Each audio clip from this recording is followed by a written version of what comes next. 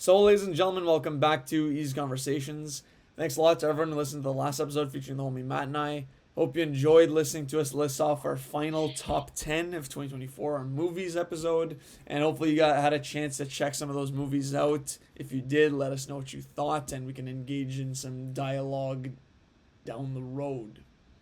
So, now for episode 151 of Eazy Conversations, I'm extremely excited, of course, to be back in the studio virtually with the homie Matt. So, what's up with the people? What's going on, everybody? Hope you're having a great day right now. Very excited for today's episode. You know, we just finished off our 3 top 10 lists. Always a blast, but now we're going to be talking about a subject that's like basically essential in our lives, a necessity. Eric, why don't you tell everyone what we're going to be talking about right now? Yep, so for this episode, we're going to be going over just a bunch of different meals that Matt and I prepare for ourselves, talk about getting to some of our culinary habits. You all know that we're big food guys, and maybe impart some hacks that we've uncovered along the way.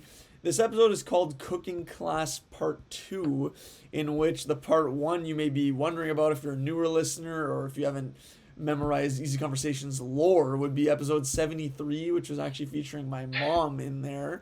So I actually went back, Matt, and re-listened to that episode yesterday. If you haven't checked it out, I would definitely recommend you go back, listen to that episode.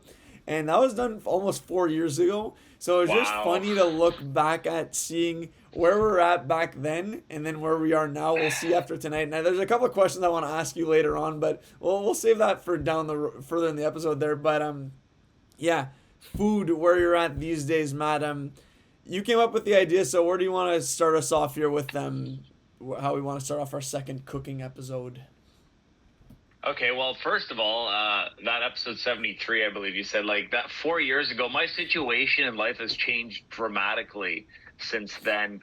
I kind of want to listen back to it and see like where I was at in my life, because right now where I'm at is I'm in a completely different house and I don't live by myself anymore. And my cooking habits have changed dramatically because I'm cooking for a lot of people now, not just myself.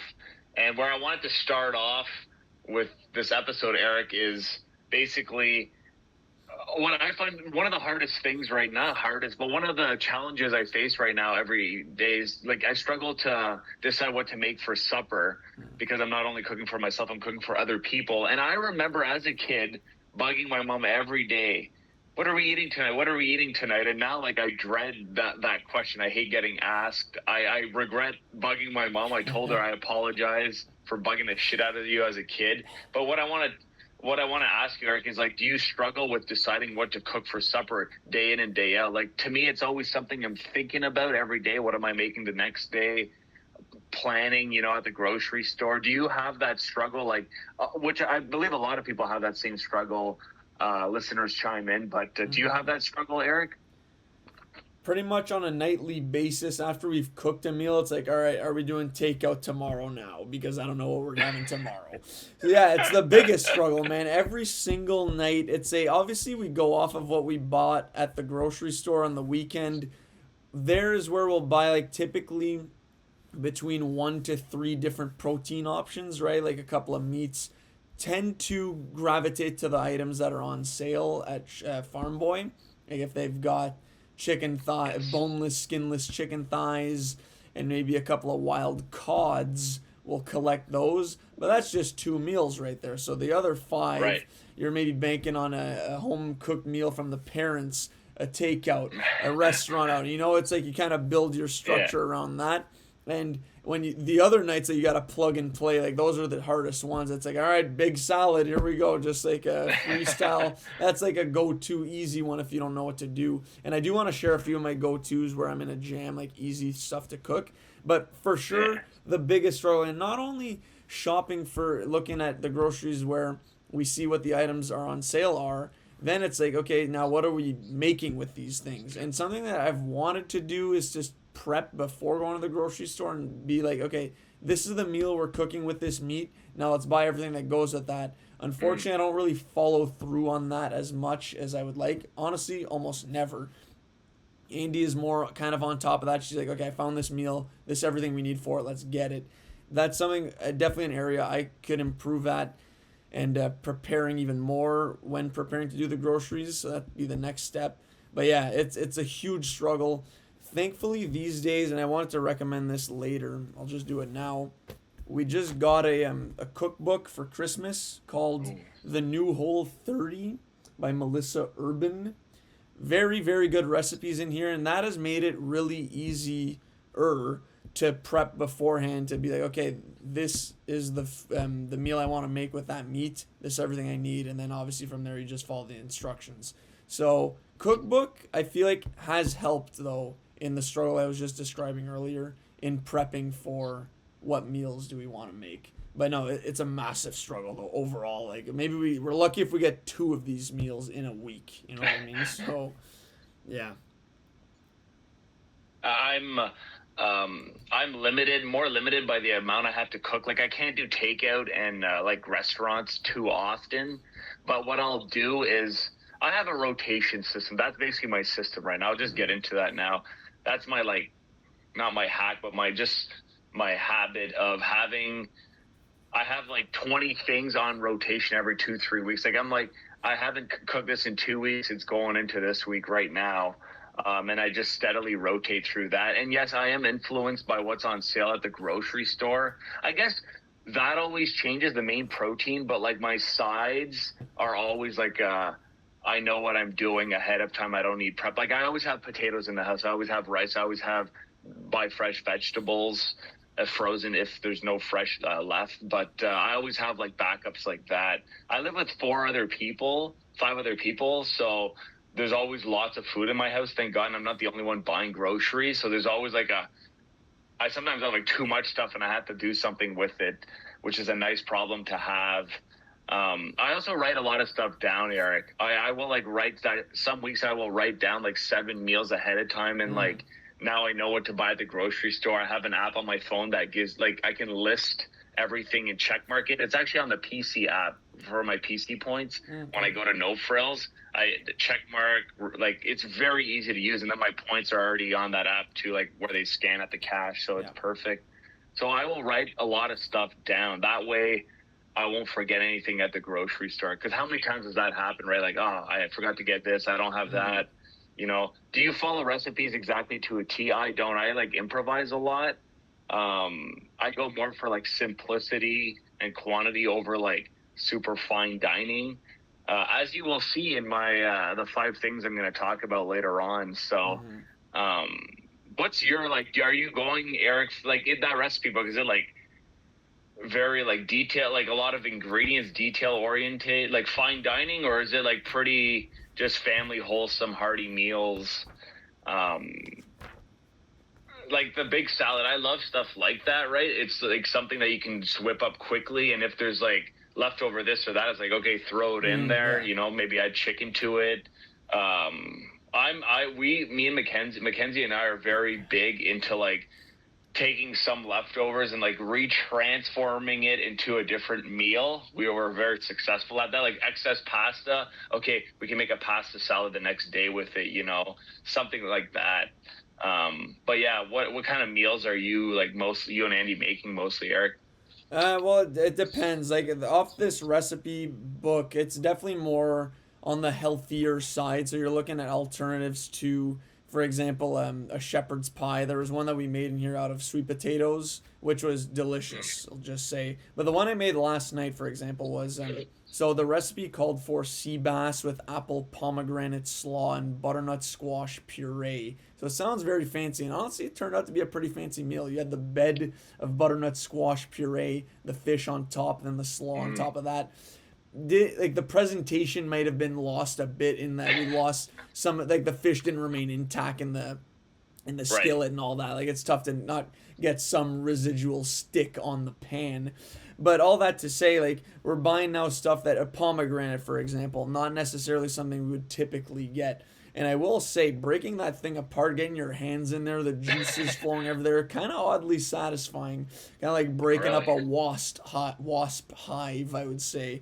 Liken it to the hexagonal pockets in there. Fun stuff. So yeah, but some of the stuff in the recipe we didn't have. Like it called for a quarter cup of compatible ginger kombucha, which we didn't have, so just omitted that. It asked for mint in the slaw, didn't have any mint on hand, so just Yeah. went with thyme. Like we can make little adjustments like Yeah. that. All is not lost if you don't have all the ingredients. But for the most part, if we are following a recipe like this, we'll try to at least get the items we can get. If it's asking for Right. like an eighth teaspoon of clove, I'm not gonna buy a whole can of clove for 9 bones, which I'm only gonna use maybe Yeah. 3, 4 times my entire life. You know what I mean? So in that situation, maybe Bulk Barn is a better alternative if you just want to get a little satchel of spices. Would recommend that. But it's stuff like that in this book, this cookbook, that I have enjoyed cooking up for the most part. It's pretty simple. Normally it's 3 to 5 steps, and it's Perfect. also stuff that you've done before. For example, fish. There's not really much to it. You just cook the fish 8 minutes one side, 4 minutes the other, something along those lines. Could be less. The puree, actually a wedding gift. We got an immersion blender from Kilson Ud. Shout out. That has been a nice little game changer to have to make these purees where you soft boil the squash, throw some butter in there, a bit of milk. It asked for stock, didn't have any, and then just puree that up. Very good alternative to mashed potatoes. Honestly, the butternut squash puree might be a new staple in rotation. Who knows? But that was a really successful one. So stuff like that. But you asked for a go-to, like that's obviously not a go-to. Big salad's a go-to because that's where you just grab. I'll throw quite literally any vegetable from the fridge, throw it in there. Shred some carrots up, some daikon, radish, bring the mandolin out, finely slice those up. And as for a protein, if we don't have anything on hand, an easy one to throw in the salad, which may sound a bit odd, is a bag of frozen shrimp, which we normally get at Superstore. Just cook those up really quickly. Throw some paprikash in there. Yeah. And any spices. You let them cool off a little bit. Throw them in the salad. Vinaigrette, I like to go to. Just kind of eyeball a half or full lemon, olive oil, apple cider vinegar, some salt, and then various herbs crushed up. Oregano, thyme, what have you, parsley, doesn't matter. Throw that in the big salad. I can have a full bowl to myself. That'll fill me up for the night. So that's a good one. And yeah, I mean, throw it back to you, Matt. Any other meals? Like there's another one I want to share, but just pass the baton over. Any go-to meals for you? Yeah, let's start her up. I wrote several down. And just before I start, just a quick question: when you cook, do you guys cook to have leftovers, or like you're satisfied that if you've eaten everything and there's nothing left, like that was the intention, or you don't mind having extra to bring to work or eat for lunch the next day? You know, what are your thoughts on that quickly? For sure want leftovers. It's quite honestly demoralizing if after dinner there's nothing left, because then it's back to square one. And like you said, for going into work the next day, you want to have at least a little something for lunch at the very least. Best case scenario sometimes is you have enough for dinner, so you maybe have something different for lunch, and then you have a dinner, the same dinner you just had, or like you said, you repurpose, add a different side, something like that. That's kind of best case scenario, but for sure want some leftovers for at least one other portion each, which may mean maybe we have a smaller dinner the night of to brace ourselves for the next day, you know? So sacrifice, lose the battle, win the war situation, I would say. You? I'm 100% with you. I always cook more than what I need to bring to work the next day, and feeding lots of people, like it's good for lunches too. So all my go-to meals are like bigger portion stuff. And okay, so I don't really follow recipes anymore. I kind of like Mackenzie kind of showed me this. She's like, you just like improvise and you try stuff, and you know what? If it doesn't work out, don't do it ever again. But the stuff that does stick, we redo, and like we don't really measure spice portions or stuff. We just kind of like, you know, season it until it tastes good, and just do a lot of improvisation and exploring, really. So the first thing I had no idea you could do this till I met her, and she'd show me this recipe, but it's basically it's called cheeseburger pierogies. And there's a different variation of it, which I'll get into after. But basically you put some pierogies on a baking sheet and you air fry them in the oven. If your oven doesn't have an air fry function, you can just bake them. But basically, you're building a cheeseburger on top of the pierogies after they've air fried for a little bit. So like, I throw some bacon and onions, fry them up in a pan, then throw the ground beef in there. Then I slice a ton of pickles, and I throw those in the ground beef after it's been cooked like halfway there.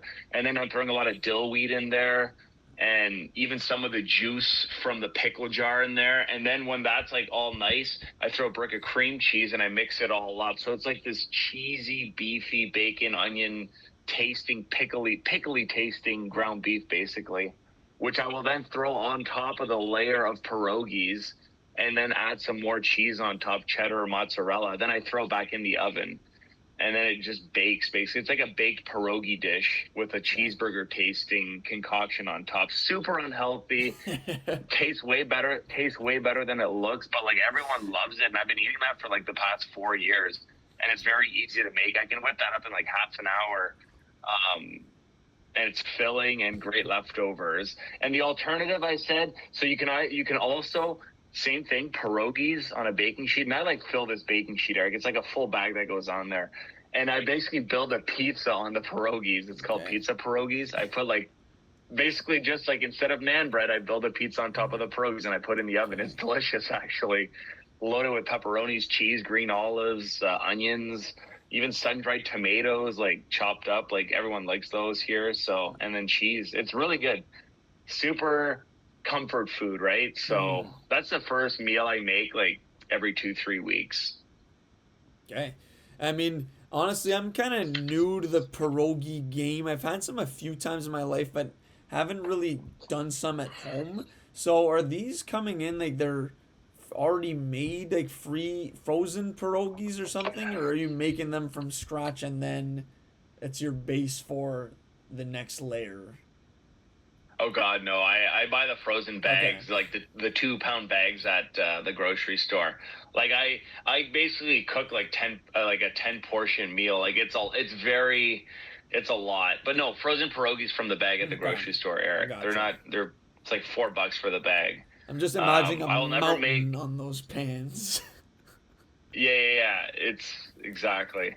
Um, yeah. So that's my first one. Very easy to make. It's actually the first meal that I had at Mackenzie's house when I started dating her. And I was a pierogi like noob. Like my dad used to make pierogies once every 2 months maybe, and he'd boil them and put ham and corn on them or something. I had never eaten pierogies out of the oven. Okay. Just the texture, and they're a little harder and not as soft.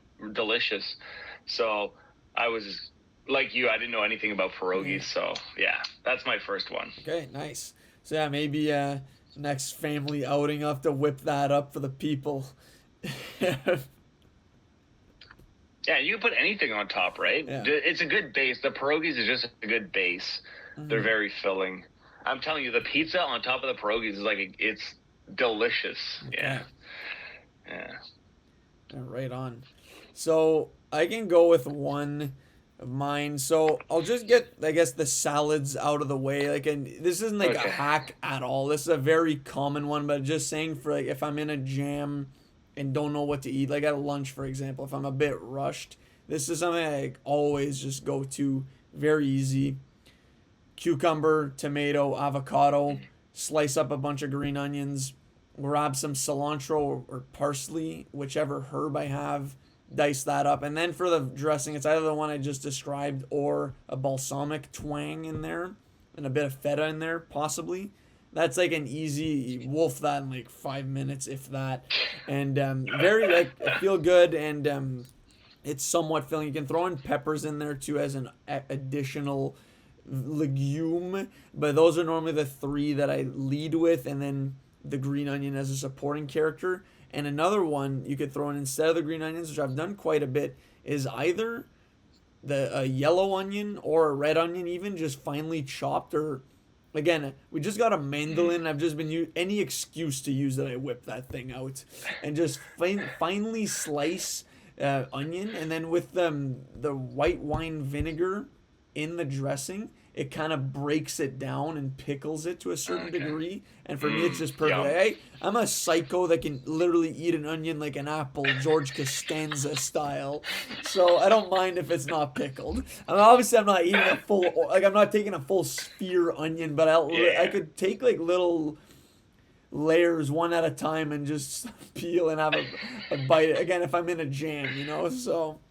Yeah, Yeah. that'd be my first one. Love it. Not reinventing the wheel here, but I'll just say that if you ever want a little healthy lunch, that's a go-to. Try that vinaigrette with the onions in there. I think it's a solid little lunch.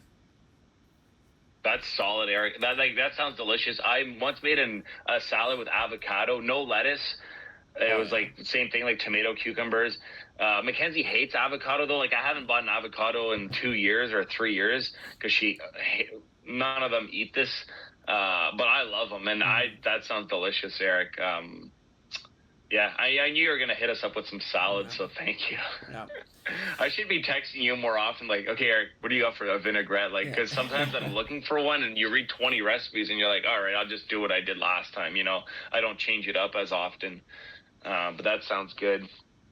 Okay, the next one I have is from Farm Boy. This is like going back to my Farm Boy days, working in the meat shop. This is an item we used to sell that now I do my own variation.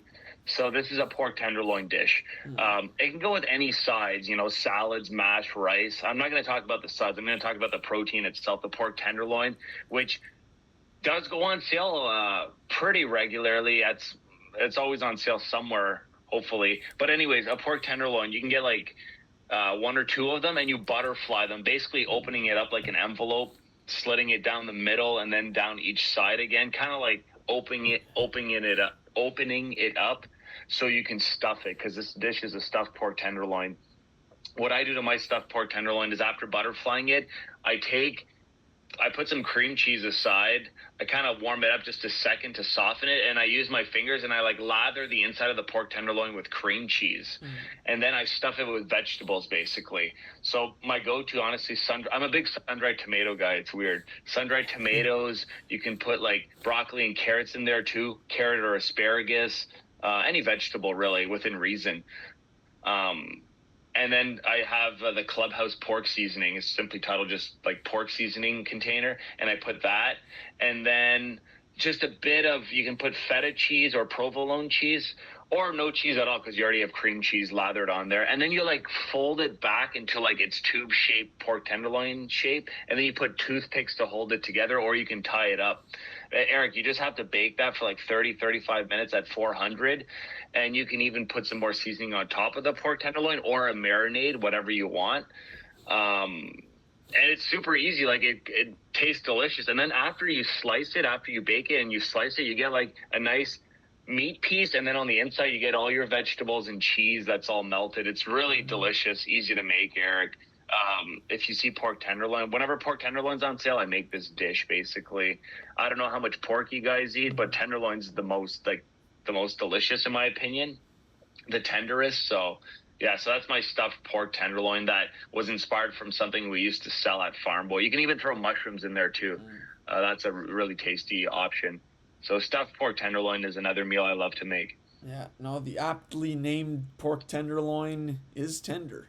And I agree, it's always on sale at Farm Boy. Like, it's one that I've bought quite often, but then have steered clear from because I don't know what to do with it. It comes in 3 packs, it's so Yeah. long, and I've oftentimes, like, I've done it on the barbecue a few times, and it takes a while to cook through, so then you just end up burning the edges, which I feel like the butterfly technique may be optimal here. I thought you were gonna go in like a pinwheel route where you wrapped it up and then with the butcher twine and then slice them into steaks. But I like this alternative, and it does sound like it's fully loaded. You get some veggies in there, bit of cheese, and yeah, pork. I'm a big pork tenderloin guy. Have done pork tenderloin as a steak once, so I kind of the same Okay. thing. Did butterfly it into smaller pieces and then cook them as steaks. That turned out to be quite good. I don't remember how it was, like what the recipe was or whatever, but finding different ways to utilize pork tenderloin, which like we've already said is often on sale at Farm Boy. So love that, Matt. Great stuff. Yeah. I'll go with another one that again is not a full meal, but has been a go-to breakfast of mine over the last few months, especially when I go into the office. It's called overnight oats, where you take an Mm. indeterminate amount of rolled oats, put them in a mason jar, throw some ground cinnamon in there, some chia seeds, some maple syrup, and then cover the oats and various other ingredients with any sort of milk. So you can go oat milk, lactose free milk, cow's milk, whatever your vocation is. You just cover it up, then you seal the top, and you place it in the fridge. Then the oats absorb the liquid, making them Mm. more, I would say, moist the next morning, and it's just absolutely delicious. I throw the cinnamon in there, then it's just kind of Mm. overwhelming. I love the taste though. It's like a nice kind of French toast esque brekkie. Oh. Quite it can be quite sweet. Mm. However, I will say blood sugar might spike, the glucose may go high, but it's a nice little sweetener to get the day going. You don't want to have that second cup of coffee. Have the overnight oats instead, and then attack the day from 10 a.m. onward. So yeah, that'd be my recommendation for a nice little brekkie, mobile, good for the office, doesn't stink up the place. Like Yeah. someone Yeah. bringing ribs in the office, leaving their bones in the garbage can. I don't know who would do that, but regardless, yeah. Or So fish. Yeah. yeah, yeah. Uh, I love that recommendation, Eric. I like that you're bringing like more lunch, breakfast, because I have like all like these heavy ass supper meals. Mm-hmm. Sounds great. I started watching a TV show and they actually mentioned overnight oats, I think, in the first couple episodes. More on that later. Mm. It's weird that you just literally watched this episode and then you bring this up. So I was like, my mind is a little boggled right now because I didn't know this was a thing. I have zero oat game, Eric. Like I don't do anything, anything at all, The oats to me is something my mom used to put in like muffins when she made her muffins back in the day. But yeah, love it. I'm gonna have to try all these things out after the episode, and we'll have an update maybe in the next episode. Maybe one per episode. Yeah. Anyways, okay, my next meal is basically an open face steak sandwich. So, like we call it our own take on Philly cheesesteak, but basically every time I see steak on sale, I'm like, okay, I'm not buying like 6 steaks for everyone, but I will buy maybe half that quantity and then stir fry the steak and serve it up on a sandwich on an open face like panini bread, but not panini bread. I think it's like ciabatta. Anyways, it's like a thicker baguette that I cut down like in half widthwise, and then I cut in. Basically, I'll have like 6 open face pieces, and I stir fry the steak with peppers and onions, and then while that's cooking, I'll have this gravy sauce cooking at the same time. Gravy and like a Montreal steak spice seasoning. You can buy it like a liquid form of it, or you can just use the dry spices. But like that will be combined once the steak is cooked. I'm gonna finish cooking the steak in this gravy Montreal steak spice sauce concoction. And then whilst that's going on, I have another little pot with like a cheese sauce. Basically, these cheese sauces I make are never the same. It's never two are the same. It's like cream cheese milk. If I don't have cream, like sometimes I'll use like 30% cream, and then add some shredded cheese to it to give it flavor. And then it's too liquidy. I'll add a tiny bit of flour. Anyways, this cheese sauce will go on top of the steak on the bread itself. So basically, picture the bread now. There's nothing on the bread. It's been toasted in the oven, just very so slightly with butter. I pull it back out of the oven. I put the steak, the peppers and onions with the gravy sauce, and then a tiny bit of that cheese sauce I was talking about. Then it goes back in the oven and cooks for a little bit. Well, it doesn't really cook. It just crisps up, basically. And then you kind of eat it with a fork and knife because it's a very sloppy meal. But I'm telling you, Eric, it's so good. Like, Mackenzie usually makes this one, and it is, like, to die for. Like, we devour them. There's never enough. That meal, there's never any leftovers. Absolutely delicious. It's like an open-faced steak sandwich, basically, with a gravy taste and cheese. Again, super unhealthy, but very delicious. It does sound delicious, honestly. Like, it'd be a nice, almost like maybe Super Bowl meal too. Watching some football, to have that on. Like, I'm just thinking Yeah, Philly Eagles, Philly cheesesteak as well. Maybe that's why the association went there. But no, right. that sounds delicious for sure. Nice peppers and onions just caramelized almost on there. Yeah, no, I could picture. I see the vision for sure. So no, that You does just sound great. the one thing is I don't. It has to be a good cut of beef because that could get really chewy fast. So like, it has to be at least like a strip loin or a rib steak, like a ribeye. And they do go on sale once in a while, but it's a nice Saturday right before the hockey game type of meal. Like that's when we make this. When we don't just whip it out, just like quickly during the day of the week. This is like a nice sit down hockey games on soon type of grab a beer type of meal. Yeah. So, No, like you said, Super Bowl, that's perfect. That describes the meal perfectly. makes sense. All right, awesome. So I'm gonna keep it going here with my non-dinner recommendations, but again, this could fit for more of a summery meal snack, I would say, but good for a game. Maybe Super Bowl, you want to whip this out. So something that I've grown very fond of making, and I think they turn out really well, are various salsas that I make. So Ooh. I don't know if you've ever dabbled in this, Matt. It's very, very easy to make salsa. I just think it turns out to be much better than the store bought. So I'll take a bunch of tomatoes, chop them up, usually around 4 tomatoes, then half of a red onion, finely diced, a bit of jalapeno, dice that up, not too many of the seeds in there. I don't want it to be overpowering. Then, actually, I misspoke. So sometimes red onion, sometimes white onion. I'll switch it up, actually, whichever one, white or red. Okay. And then the game changer is a mango in there. If you get a Tofo mango, so sweet. It just pops against the tomato and the onion and the jalapeno. Bunch of lime juice, bunch of cilantro, seasoned to taste with salt, and then you're just laughing. Throw that in the fridge for like 30 minutes or so to let the seasoning and the flavors activate in the cold. And then once you start, you will not stop. And you can preserve this for maybe 1 to 2 days max, but then the tomatoes start to get soggy and everything there.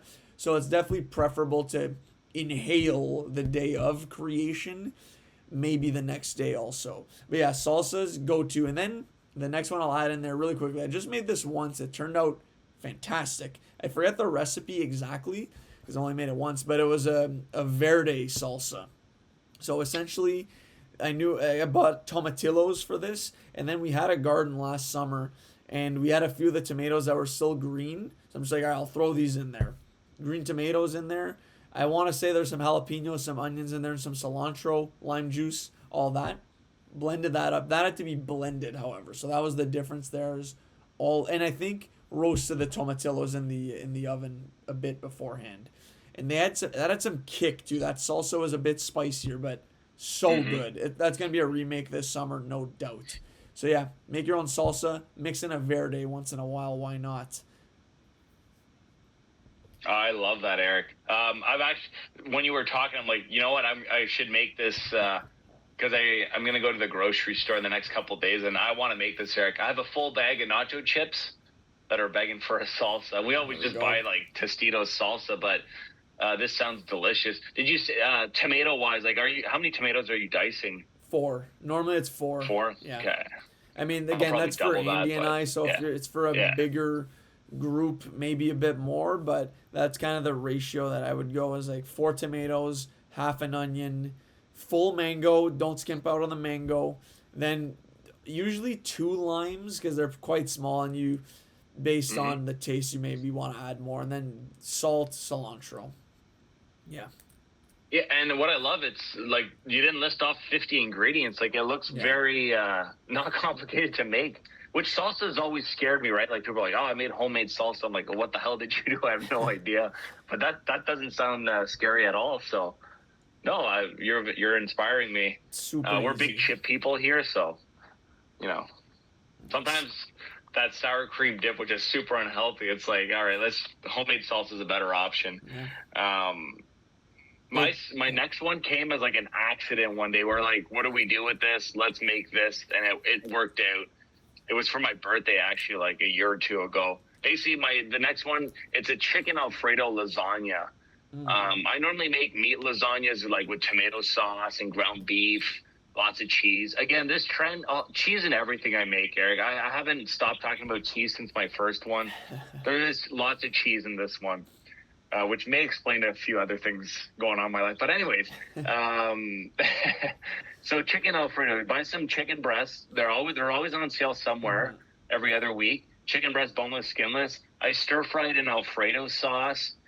And I also I like carrots and broccoli myself for the vegetables, but all of that will be combined in a big pan eventually, waiting to be placed in layers of lasagna noodles. Basically, I buy like bake ready noodles, so I don't have to boil them ahead of time, and I'll throw that in for at least an hour in the oven. But you do a layer of your chicken Alfredo concoction with your vegetables, and then you can throw even more cheese on top, whatever type you want, usually cheddar or mozzarella for me, but like you can go fancier if you'd like. It's basically, instead of a meat lasagna with ground beef and tomato sauce, it's like it's going to look like a very white lasagna with Alfredo sauce and vegetable, and it's delicious, Eric.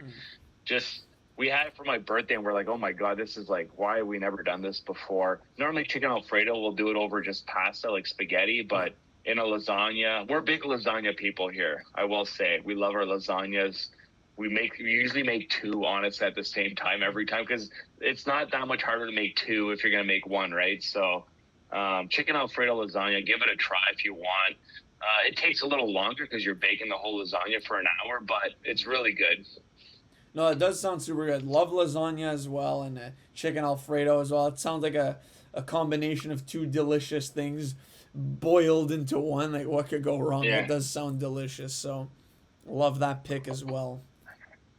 So I'll actually mix in. I realize I have a few meals in here. Mostly went with go-to stuff, but one go-to dinner for us that I was gonna make tonight actually, but I ended up going with leftovers instead, is a poke bowl. That's a classic for us. We buy raw either salmon or tuna. That's typically frozen, so we just keep that in the freezer. You bring it out, literally it unthaws, whatever, in 30 or so minutes. You can even throw it in the water, 10, 15 minutes, it's ready to go. And then in that, you essentially can throw in whatever you want. Obviously some rice, which will make in the Instant Pot, game changer, 3 minutes, then let the heat naturally come out, 10 minutes, boom, pop the top, Bob's your uncle. So there's that. And then as for, like I said, the veggies, you can pretty much put whatever you want in there. Cucumber, carrot, daikon radish, regular radish. I'm trying to get my hands on some watermelon radish for some pop. Edamame, mango, onion, pickled typically. Yeah, combination of all those elements. I may be forgetting something. Green onion as well is a classic. Like, you chop those up diagonally, of course, diagonally. And then throw on maybe some cilantro on top of there. Why not? And then the game changer in there is the bang bang sauce. So it's Bang, bang. I don't know if that's what it's called. So it's basically from a recipe we did back in the day called bang bang shrimp. So we just call it bang bang sauce. It's fantastic. Okay. So it's basically, in this, you kind of just freestyle quantities, however spice you want. So mayonnaise, sriracha, and then sweet Thai chili sauce as well. You mix that all up, it makes this red sauce absolutely killer. And a lot of that on top, mix everything up. Delicious dinner. It's super easy to make. Like, max takes, I would say, an hour at most. I would even say 30 or so minutes, you're good. But it's kind of like I said, you can customize it, take some of the ingredients out, throw different ones in there, switch it up every night. And it's quite filling. Obviously, the rice expands in your stomach. That's typically not one where we'll have leftovers, though. You're kind of making for the night of. Right. Maybe some of the great show. If some of the ingredients are remaining, you can maybe freestyle a little something the next day with, but you're not keeping your none of your fish isn't making it to the next day, basically. So, right. Yeah, poke bowl. I don't know if that's something you dabble in. But for us, if we have the ingredients in the freezer, for sure, like the fish, that's an easy one to just put together relatively easily and quickly. Great recommendation, Eric. I've had poke bowls before. I don't dabble in them myself, but I've had it at restaurants, and I actually had it at work one day. They made it in the cafeteria. It was delicious, very hearty and filling. Mm-hmm. Never left hungry after eating a poke bowl. And then, like, guys, like I'm a known, like, I eat a lot, so I'm always looking to make stuff that's filling, as is evident by all the four things I've mentioned so far. But yeah, great pick, Eric. Not pick, but great recommendation. You're giving me ideas here. I'm loving this. Yeah.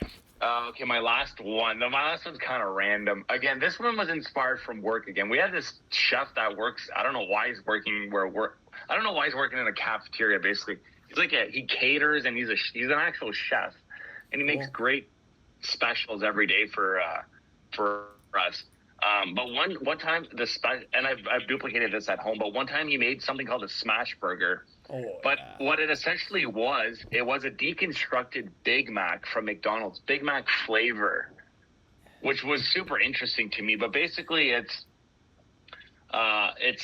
you need tortillas, small tortillas, ground beef, pickles, onions, and a Big Mac sauce that you either make yourself. But I'm just going to tell you, I go to the grocery store and there's something called classic burger sauce from Heinz. I don't know if we're supposed to promote Heinz right now or not. I don't know. Yeah, but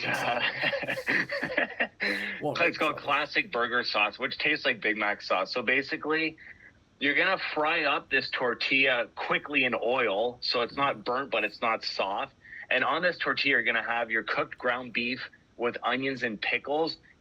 Onions, just dice them finely, and then pickles, just slice them. You don't need to like drown it in pickles either. And then you shred some lettuce at the end on top, just like picture like a Big Mac on a tortilla but deconstructed. And then you can slather on some of that classic burger sauce on there, or honestly just if you look up, like, I think Big Mac sauce, like Thousand Island dressing, mayo, ketchup, like different stuff like that. But basically you can fold a tortilla up into a wrap and eat it, or you can just eat it with a fork and knife like I do, honestly, because it gets pretty sloppy. But it's a deconstructed hamburger basically on a fried tortilla. It's delicious, Eric. Very fast and easy to make. Like, you whip them up one or two at a time. Like, you don't like pre-fry all the tortillas depending on how many people are going to eat, but it's a really good meal. A lot of my meals have the ground beef element because that also is on sale quite often at any grocery store every week or so. You just have to hunt for it. And I have lots of ground beef to use, so I do stuff like that, like the smash burger, the pierogi dish. But this Big Mac, deconstructed Big Mac, is really good, tasty. It's not a healthy meal again, but none of my meals have been healthy, so I don't know why I keep giving that disclaimer.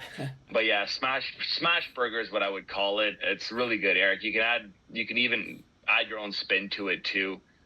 Yeah. Yeah, I like that. I mean, smash burgers, dynamite. It's picked up steam over the last few years. I want to say it's all the rave. And yeah, deconstructed one, I mess with that big time. So I've never bought the Big Mac sauce. Normally reserve that for sacred trips to McDonald's. But in this situation, I feel like you kind of do have to indulge. Like, that is a staple with a smash burger. So love that for sure. I'll go with my last one. Definitely not a go-to as opposed to all the other ones I talked about earlier, but one that I've made 3 or so times, and each time it's turned out really good. They've been slight variations of one another. So it'd essentially be like orange chicken. So whatever kind of cut you're going with, this one, I actually bought the full bird and dissected or cut it up fully. It was the first time I ever did that. Actually cut up all the different parts of the bird. I followed a video, obviously. I'm not going to freestyle that. And then kind of made the orange sauce that's obviously the big part of this meal. So you're putting together a slurry of orange zest, orange juice, soy sauce, maybe a bit of sugar in there, a bit of water. I'm forgetting maybe some of the elements here. I've only done it 3 times. But essentially, you're bringing this up to a boil and watching it thicken. Throw some cornstarch in there to make it become thicker. And then as you're cooking your chicken in the air fryer, which was the last time I did it was in the air fryer, you get that all crispy with some breading of your choice. I opted for the tapioca flour mix. And then you kind of just coat that with the sauce you're making. And the flavor there is, if you can nail that orange twang, it's dynamite. And I actually want to make a batch of orange chicken wings for the Super Bowl this weekend, which was the first time I had done this recipe was for chicken wings. Some of the best chicken wings I've ever made in my life. So I'm hoping I can replicate that on the big day. So that's a recommendation, is whatever kind of recipe you can find where you can make this kind of sauce over the stove, heat it up, watch it become, if you can get that dark orange, that's when you know you've struck gold. And then mix everything up in a bowl. Fire stuff. That's making me hungry right now, Eric. I'm kind of hungry now. I like that you mentioned, that's like a little, not a hack, but like air fryers are trending high right now. And I will, if I have a quick, like, cooking chicken in the air fryer is a game changer. So I like that for the crispiness. Yeah, I'm gonna have to try this. That sounds. This is right up my alley. Chicken's like my favorite thing to eat. I love chicken, so that sounds really good. So you had 2 wings, 2 drums, 2 thighs. Did you separate the drums and thighs, or you had a leg? No, actually, I had a full leg. Didn't separate. Full leg, so basically, coated the and full then, leg in the breading mixture, and then had the sauce on top of it. Oh, sounds so good. Yeah, it was really good. The breast. And also, you get left. Yeah, and you're gonna get a bit of leftovers too, which is perfect. Yep, that was a 2-day meal right there. Maybe 3-day. Actually, I think on the 3rd day it was a part of a big salad. So there you go, full circle. There you go. So orange chicken. So you said like it's like a twangy taste. Like I don't think I've ever had orange chicken. So you get a bit of sweet acid. Like, can you describe? I know it's really hard question, but like, can you describe the flavor? I would say it's like a citrusy. It's the orange is punching, right? You obviously you offset it a bit with the soy sauce. I'm not an expert in describing exactly what's kind of popping out on the screen on the taste buds, but for sure, orange. If you've done it correctly, the orange taste should prevail supreme, and it did in our case here. So yeah, it's like I said, when you're cooking this sauce. Once it becomes thick and it darkens, that's when you know you're onto something, because it's going to start off to be quite liquid, but as it becomes this thick substance, you're onto something. It's all in that part I'm seeing. Not to, like, you don't want to burn it, you want to do it just right. I like that. The more I'm cooking, the more the sauce game is like something I'm exploring a lot, because there's endless possibilities, right? And I've learned the hard way, man. I've burnt so many sauces, and just like throwing something in a pot and like just that and it burning right away. I'm like, oh, I didn't know that was gonna happen. Like learning from my mistakes, which is you don't duplicate them after, which is the best way to learn. So yeah, orange chicken, I love it. So that chicken is gets eaten more than once a week here. So definitely same here. So that actually segues us nicely in a few questions I wanted to ask you based on episode 73, Matt. So talking about sauces, right? Okay. And the base for a lot of sauces typically tend to be stock, right? You throw a bit of stock, deglaze the pan, throw some whatever cornstarch in there, make it become thicker, add some things. Then you got a nice little gravy, a sauce to coat your pork, whatever. So a cousin of the stock, if you could say, is the soup. And in episode 73, you had said that you did not dabble in making soup, as it seemed to be a daunting task. In 2025, 77? Oh my God, 77, 78 episodes later. Where are we at with the soup, Matt? It's winter time. This is peak soup season. Have we dabbled in the soup game? We have indeed dabbled into the Let's soup go. game.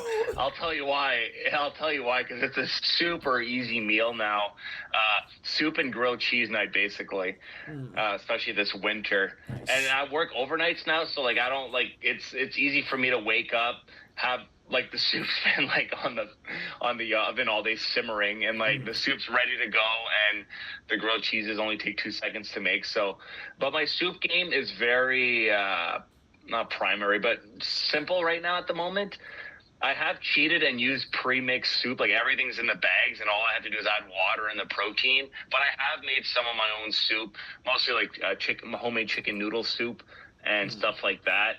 I am slowly, though, not using the easy way to make soup, which is like the pre-made ones, and I'm exploring myself, Eric. And you know what? I'm loving it because it's so easy. And I remember you said, maybe in not episode 70 in that old episode, but you said like, man, like there's no rules. Like toss those vegetables in there. Like everything tastes good in there, as long as the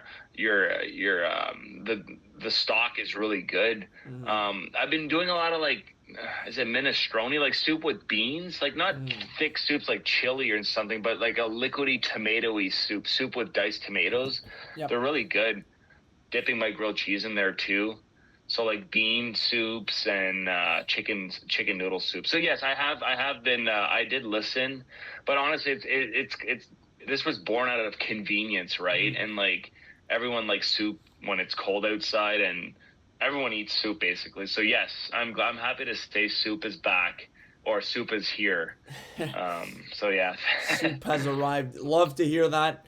That's great. And you kind of made a great point there about you kind of can throw anything in a soup and there are no wrong answers. Like a mirepoix, I believe is what it's called, is when you're throwing in onions, celery, and carrots in there as your base. You cook those up, throw some spice in there, and then from that you can expand. So the other day actually I thought we were just gonna make a simple mirepoix, throw some stock in over the celery, carrots, and onions, and blend that up, and that was gonna be the soup. But Andy just threw in sweet potatoes and then some tomatoes. Why not? Because they're kind of going bad.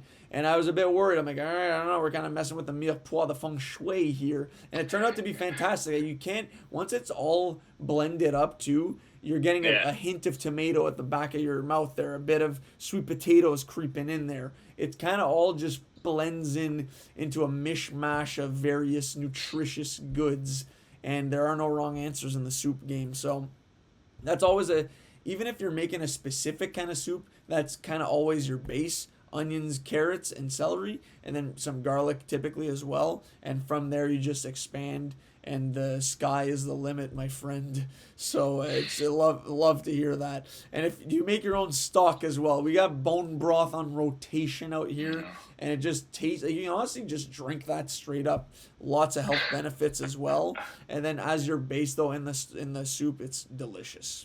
I love getting bones at the farmers at the market.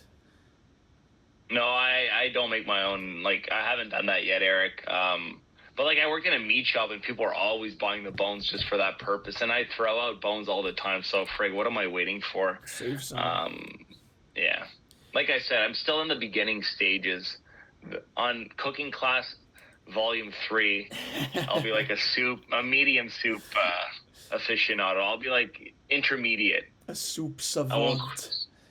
Yeah, I'll be like a line cook, not like a chef yet. You know, I'll be like, I dabble in it, but I don't go like fancy. Yeah. Not fancy, but like different explorations. Anyways, yeah, I can't believe, like, are there any other ridiculous things I said on that last episode? Not ridiculous. I just want to see if you're still doing this because I have a comment to make for myself. So you said that you were quite diligent at the time with meal prepping, and is this still something you do on Sundays or Mondays? Like, I know your work schedule has changed a bit, but you said you would prepare your meals for the whole week on Sundays and Mondays. Is this still something that you're able to do? Yeah, no, that's thrown out the window. I'd have to cook like an insane amount of food just to keep. No, I don't meal prep anymore. It's just not convenient. I'll cook almost every day. Every day something gets cooked. And then the leftover, like sometimes I'll have like 3-4 different leftovers in my fridge, but you know what? Everything gets eaten. And I have like a rotation where it's like this leftover will go bad first. We're eating this. Like we do a pretty good job of eating everything here in this household, so I'm happy for that. But yeah, no more meal prepping. That was when I was living by myself and I was too lazy. I can't believe I look back at myself and I'm like, I can't believe how like culinarily lazy I was. Culinarily lazy I was. Like it's ridiculous, and it's not even that much more effort. That's what I find funny. It's pretty easy once you get going, like anything in life, right? Mm-hmm. So. But I will say, like, meal prepping is, and at the time I said I'll just do a retrospect on what I said then. Is I said like that's something I want to get into and like prepping a bit more over the weekend, so it's not something that you have to worry as much about on the weeknight. I said that, yeah, it's something I'm gonna get back into, and I can safely say 4 years later I've not gotten into meal prepping. Still as unorganized when it comes to that, and scrambling. All right, what are we making for dinner tomorrow? So I do think if you can find though a spot where you're dedicating a bit of time on the weekend to prep a few meals or get some sides ready, I do think that is beneficial. It's just putting the time aside, and if you have the resources to do it, you can. But still, no, I'm not gonna say I'm gonna start doing it, because then if I look back in 6 months and it's still the same, I don't do it, I'll be disgusted at myself, and I don't want. No one wants that. So yeah, that was kind of it though. To be honest, like there's nothing too outrageous, I would say. We're talking about celeriac and Eddos and stuff like that. Introducing, my mom was throwing out new root vegetables we had never heard of before, and it was interesting. So yeah, go check. You should go check that episode out though, Matt. It's just funny to hear us talk about stuff back then. Like you said, different time changes us all, right? So yeah, that was kind of it though that I had prepped. Really, but we had a few listener submissions that we can go over and give them some just desserts, which interestingly enough we didn't really get into in this episode. But so basically just asked for like what are some go-to meals from the people. So my bro Zach, he submitted chicken thighs in the crock pot. House smells incredible all day long after he cooks them. So I just asked for, is there a go-to seasoning on the on the chicken? There you go. Tip my hand. So he said the last one was a jerk chicken type recipe, but I always try to switch it up. So, love that. Yeah, great. I think love the crock pot. I use it a lot. Exactly. Crock pot chicken thighs or anything in the crock pot makes it very easy, and the flavor really embeds itself into the meat. So, yeah, it must smell delicious, I can imagine. We'll stay on the chicken wave. The next one is from the homie Kilson Ud. She mentioned butter chicken as a go-to of hers. That's Andy's special as well. Loves butter chicken, and I do as well. I think it has a lot of good flavor. Yeah, actually, we made that the other night. Actually, I ate some last. I went into work last night, and that was my my meal. We did it into butter chicken wraps. Actually, it was really good. It's quite easy, honestly. You get the PC sauce. You just dip that over your concoction, whatever you're cooking, chicken, vegetables, potatoes. It's just effortless. That's honestly a quite easy go-to if you're in a jam. You get the sauce out, pour it over everything once it's cooked. Maybe some rice, really good. Mm-hmm. So the next ones were from my mom. We mentioned earlier. So she just listed off soups, stews, salads, roasts. So many. So an endless amount of go-tos that she just has in her bag ready to just rip on command. So love to see it. The next one. Yeah, your mom's a cooking god, so goddess. That's why we had her on the pod. Yeah. The next one was from the homie Keenan McGrath. He said stir fry or grilled cheese. I mean, both are tasty. One's just like a snack for me.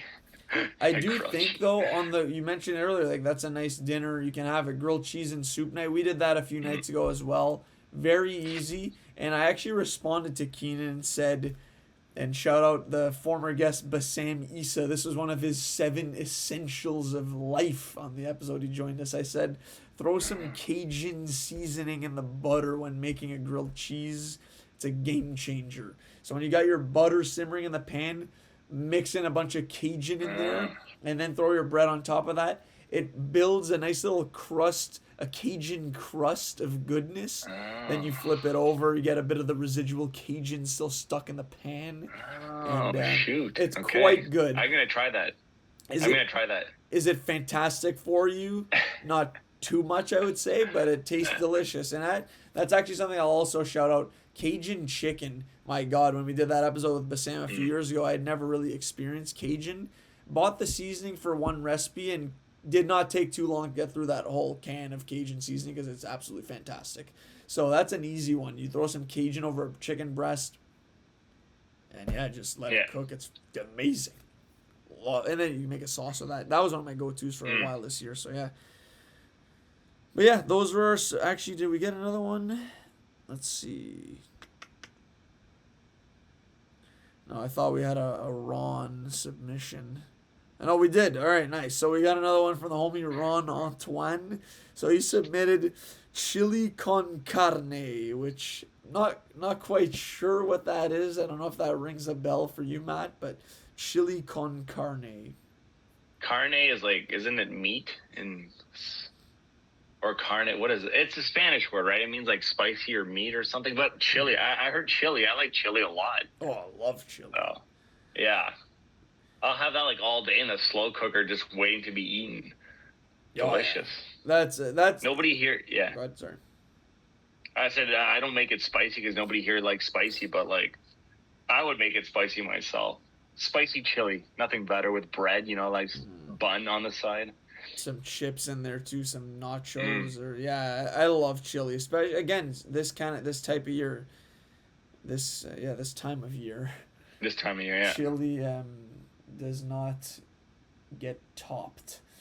But yeah, so those were our submissions. Thank you very much, everybody. Loved the participation as always. Yeah, that's kind of all I had really listed as well. Nothing else to go over too much, but I think we've both given each other some recipes to try out, and in times where we're not really sure what to do, mix in some pierogi pizzas. So there you go. love it.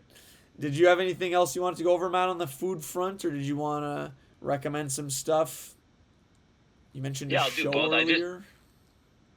I'll do both. I'll just what you said about the episode with your mom, like that was 4 years ago. To me, it doesn't seem like 4 years ago. Like I remember that episode really well and recording it, and I will listen back to all the episodes one day, time capsule wise, and I'll feel very nostalgic, and I'll remember like, oh yeah, that episode was recorded at my parents' house or at your house or at my old house or at this house that I'm in now, and I look forward to doing that. I just right now, I don't know, I hate listening to myself at the moment, but I know these are great memories. I know one day I'll be so glad each and every episode was recorded, and I'll look back fondly at every episode. Maybe not every episode, but we'll see.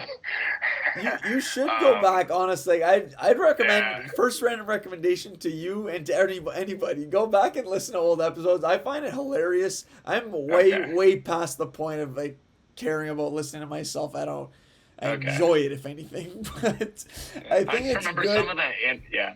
Like, obviously, Sorry there's to stuff you interrupt. say you cringe. Like, I would definitely cringe at some of the stuff I've said, but overall, it's like you said, you look back at a moment in time, we had a take on something, we had a good conversation about it, and it is funny to see how a lot of stuff changes. I'll just say it right now, not even that long ago, where I think it was in our pet peeves episode, I said, I don't want to talk about politics to anybody at all. And that was pretty much due to a lack of myself being informed and following the news, whereas in the last few weeks I've been dialed into this stuff, and I'm, if anything, leading conversations on this. People like, all right, settle down on the politics. Let's go back to movies and sports. But it's just interesting to see how in a short amount of time, and then obviously in a long amount of time, which we've been doing this for years, you see how opinions and yourself, you change. So I think it's just a good thing overall to have. You can look back and be like, wow, I thought this back then. Now I believe a completely different thing. Or I didn't think I'd ever try this, and I've done this so many times. It's the easiest thing in the world. So it's pretty cool. So yeah, if anybody, we got a lot of good episodes in the past. So check them out if you haven't. Or if you have, rerun them. Boost the numbers up. Yeah, no, I can't wait for that day. Maybe yeah, I gotta just get off my ass and do it. Okay, my recommendations, they're more like stuff that you talked about in the last couple of weeks that I've checked out. Because honestly, I wanted to get on that, especially the TV show one. I'm going to be talking about some TV shows. Nice. I watched all of Presumed Innocent. I watched it all in one day, actually. Oh, wow. Okay. It wasn't boring to me at all. Like, the 8 episodes flew by. I really loved it. Different from the movie, actually, which honestly, that's what kept it fresh for me, and it kind of got me at the end. Nice twist. Love Jake Gyllenhaal, Peter Sarsgaard. Good courtroom crime investigating movie, you know, like it's a murder and they didn't go overboard with the flashbacks, which I appreciated. It wasn't too much, and just a good show. Super, like, easy to watch for me, and like one episode flowed one after another. I just like cranked them all out. Good stuff, you know. Very like, yeah, nothing like this. I don't know how to describe it. Like, it's like a comfort show for me where everything fired for me. Wasn't high art, wasn't too complicated. It was just right. So Presumed Innocent. I know you had it like number 9 or 10 right on your list, Eric. Yeah, 10, I believe. Yeah, perfect show for that spot, right? I think I would have had it above Black Doves, which was my number 10, perhaps, or 9. Like, I really liked it. I like the courtroom stuff. Just quickly, I'll do all 3 because they're all on your list, I believe. Not all on your list. One of them is 2024, but the other one is Shrinking. Nice. I started Shrinking, and they do mention overnight oats in like episode 1. That's why it's funny that you mentioned that because I thought of Shrinking right away. I watched the first 4 episodes, then I stopped it. Of season 1, I stopped it, and then I'm like, okay, Mackenzie, let's see if you like it now. And then she likes it, so I rewatched the 4 episodes, and now we're like episode 5 or 6, episode 6, season 1. Okay, nice. So easy to watch, and I love the characters. I think you mentioned that the writing is good, the characters are good. Yeah, it isn't freaking reinventing the wheel or anything. This show, it's like a slice of life, what this guy's going through, Jimmy, but like. Again, the characters and the writing makes the show for me. So Shrinking, I can't wait to watch season 2. And I have theories on how season 1 is going to end, and I don't want... Anyways, No, actually, I want you to share. This is a perfect time capsule moment to share. Like, this is what I thought was going to happen, or like, who do you like right now? I was just going to ask, like, who do you like so far in the show? Like, if you had a couple of characters you want to rattle off. And then if you have a theory, just let it rip.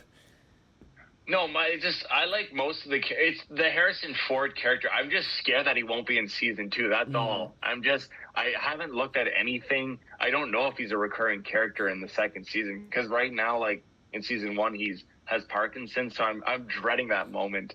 That's all I'm gonna say. Didn't know if I was gonna be a fan of Brian, Jimmy's best friend, but the more I see him, the more I'm warming up to him. Same with his coworker Gabby. I wasn't sure at first. She's, but I think I like her now as a character. The dog, I think Sean, the patient. I'm really a big fan of him.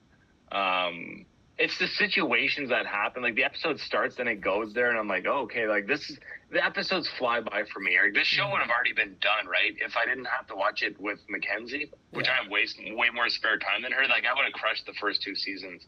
But she enjoys it too. As well as we're watching together, Eric, we crushed season 1 of Severance. Oh, okay, nice. Frank, great stuff. I feel so bad. Like, Dylan's been telling me since it came out to watch it, and you told me it was great, and somebody at work. And it's not a fast-paced show, but it's very compelling. You know, David Lynchian almost, or like Orwellian, you know, like 1984 vibes sometimes with like the mystery of it. And like I'm only on episode 2 of season 2 right now. I don't even know if more questions have been answered, but like I loved season 1, Eric, especially the last episode. Really cool. This is a show, Severance, kind of like Lost, where like they gotta land the ending nicely. Like it can't derail, because if the climax of the show is weak, then it's going to ruin the whole beginning. But yeah, that's my take on Shrinking and Severance. So what are your thoughts on Severance? So you may be mistaken with Succession. I have not seen Severance, so I don't know. Okay. I was worried you were going to spoil something there, but No, I haven't No, seen I want to. Severance. I do want Okay. to start it though because we have Apple TV right now and it is currently airing and I know it's a well reviewed show and I can't miss season 2 also for our TV show pod, Right. so I'm definitely gonna watch it at some point. I gotta get off Uh, my butt and get on my ass and watch the show on my couch. But anyways, so it's yeah, I don't have anything to say okay. on Severance at My this bad. point, but it's all good. But yeah, no, I'm I glad think you're enjoying. Succession. Yeah. I'm glad you're enjoying Shrinking though. Like it's a fun, easy show to watch. Yeah. When you're further down the line, we can talk about some of the characters a Okay. bit more there. But nice, good stuff. So I'm also watching a few shows right now. The one I'll recommend is one you may have seen TV spots for. It's being advertised a lot as the latest Star Hulu Disney Plus baby. It should be Paradise, starring Sterling K. Brown. So Mm. essentially, he plays the a former president's lead bodyguard, basically. And he's tasked with making sure that he's doing all right in retirement. It has a little team that he heads, and the I don't really want to reveal what the big plot points are because there are elements of mystery in here, and they drop the first 3 episodes on the same day, and in every episode you kind of find out more about the community, the characters, the president, the team, and how all these characters got in the situation that they currently are in. It's a bit vague at first, like it's all confusing. By the end of the first episode, I'll say like you have a pretty good idea of what's going on, and then second and third, there's just more like every episode kind of ends on some sort of cliffhanger note. And yeah, I've been really enjoying it. It's well received, well reviewed so far. It's a fun, different show that I didn't have on my radar at all. It's one of those random surprise drops that I'm enjoying following up week to week. And 4 episodes are out at the time of recording, so looking forward to seeing where it goes. Like I said, as a nice element of mystery, Paradise. It's on Disney Plus. Would recommend that. Okay, I'll check it out. I did see it pop up, but I haven't clicked on it yet. But no, it'll be watched definitely by the end of for our next top 10 next at the end of the year. So Okay, good I like stuff. Sterling K. Brown. I thought he was good in This Is Us. So yeah. Okay, good stuff. Thanks for doing the homework for me and like seeing if it's worth watching. Yeah, I mean, I'm liking it anyways. Hopefully they, like you said, stick the landing, and we'll see where it goes. Did you have any movies or anything else you wanted to recommend? Just one quick movie. So if you have more than one thing, go for it, Eric. Okay, so I'll go with I watched a few movies recently. The first one I'll recommend is called A Different Man, starring Sebastian Stan. So this was his other big movie that he did last year, where he plays. He is a man that has. Now I just want to get everything right there when I'm giving the synopsis.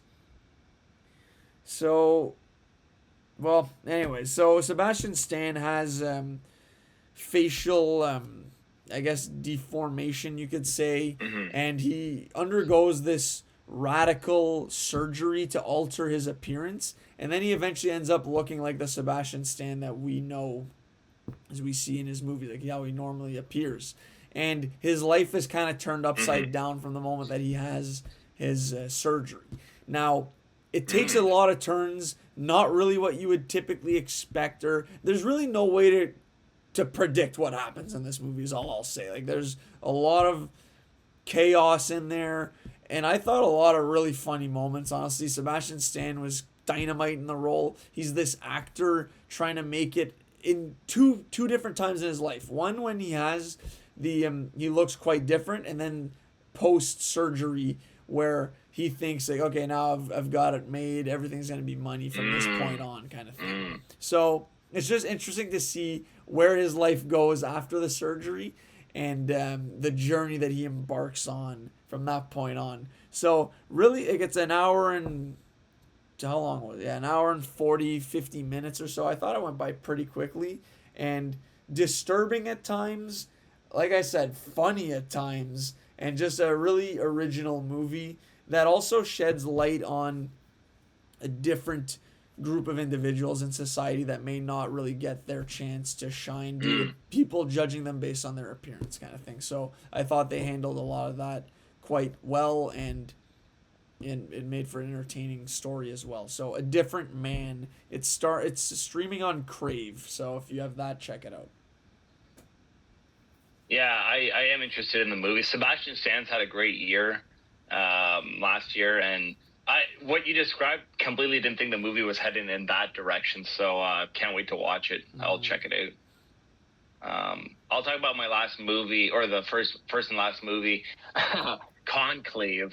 Okay, it was nominated for best picture for the year 2024. I thought this movie was really good. Great acting. The acting is the star of the movie. You know, Ralph Fiennes, Stanley Tucci, John Lithgow, all the other ones, like, great. And the setting is really cool. You know, during the Cardinals congregating to elect a new pope, the conclave, super cool. Story is it's simple in there, but like the acting, and it's really well done, Eric. Slow paced, and I didn't know if I was a biggest lover of where it went, but I think the movie's worth watching just for like the production value. And Ralph Fiennes was great in the movie. I think he's nominated too. This is not like a best picture winner worthy movie, but I know why it was nominated. Yeah, it was a compelling watch. Doesn't go where I thought it would go. That's all I'm gonna say. I don't want to ruin anything. Okay. Yeah, I've been trying to like watch some of the best picture nominees, but like I don't know if I'll ever watch The Brutalist because it's hard to watch and it's 3.5 hours long. And there's a couple other ones too on the list I'm trying to find.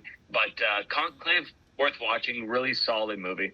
Okay, cool. Yeah, Conclave would be one that's, I think, digestible to throw on. Sing Sing would be the other one I want to see personally.